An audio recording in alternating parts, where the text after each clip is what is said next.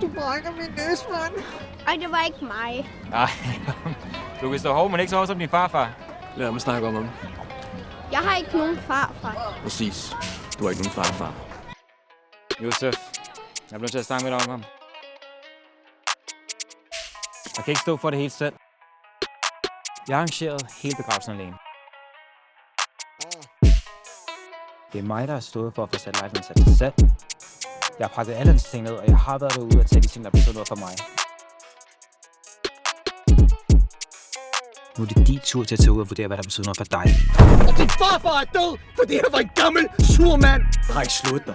Jeg har aldrig slået Nu tager vi det lige helt stille og roligt, okay? Min far er ikke sur. Okay. Læg den bolden ned. Det er også det voldsomt, der er to bolden fra dig.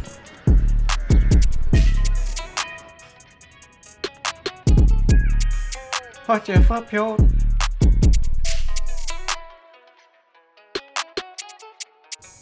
Hold jer Er fra du pjort. sød og lad være? Hvad er der i kassen? Pablo. Min pingvin.